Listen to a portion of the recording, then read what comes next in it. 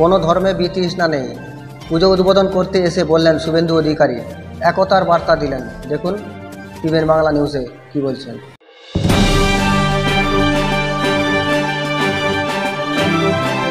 কোনো ধর্মের প্রতি বিতৃষ্ণা নেই, পুজো উদ্বোধন করতে এসে সাম্প্রদায়িক সম্প্রীতির বার্তা দিলেন শুভেন্দু অধিকারী মহাশয়।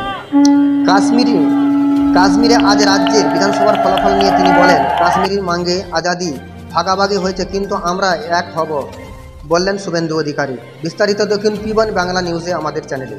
বাম সংগঠনের উদ্দেশ্যে কটাক্ষ করেন, বলেন কাশ্মীর ভাঙ্গে আজাদি স্লোগান দেন উত্তর 24 পরগনার বসিরহাটে মহকুমা সন্দেশকারী 1 নম্বর ব্লকে রাজবাড়িতে পুজো উদ্বোধন করতে আসেন বিরোধী দলনেতা শুভেন্দু অধিকারী। সেখানে তিনি বলেন, আমি বদলা নিয়ে গেলাম।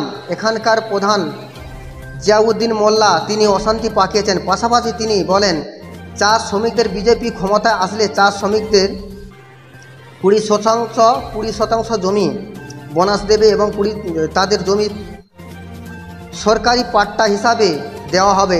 এছাড়াও গতকাল সোমবার আরজিকর কাণ্ড নিয়ে সাপ্লিমেন্ট চার্জশিট দিয়েছে সিবিআই। সেখানে সঞ্জয় রায় মূল অভিযুক্ত, এমনটাই আদালতে পেশ করেছে কেন্দ্রীয় তদন্তকারী সংস্থা। কিন্তু তিনি এই বিষয়ে বলেন, ধাপে ধাপে এখনও অনেক সিবিআই চার্জশিট জমা দেবে। এখনও আরজিকর কাণ্ড নিয়ে দুর্নীতি অনেক তদন্ত সিবিআই করছে, সেটা ধাপে ধাপে দেখবেন। পাশাপাশি এও বলেন, সিপিএম তৃণমূল এক, কয়েকক্ষণের এপিটা আর ওপিট, এমনটাই বার্তা দিলেন বিরোধী দলনেতা শুভেন্দু অধিকারী। বিস্তারিত দেখুন টিভিএন বাংলা নিউজে আমাদের চ্যানেলে। নজর রাখুন খবরে। সবাইকে আহ্বান করেছেন, আমিও সুযোগ পেলে যাব।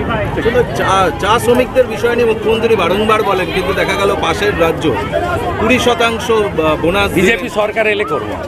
চা শ্রমিকদেরকে মালিকানা দেবো, পাট্টা, আর 1,20,000 বাড়ি দেবো না, 5 লাখ টাকার বাড়ি দেবো, আর বন্ধ চা বাগান খুলবো।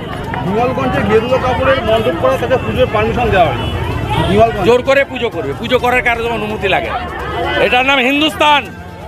দ্বিজাতি তত্ত্বে ভাগ হয়েছিল, মোহাম্মদ আলী জিন্না ভাগ করেছিল, ওদিকে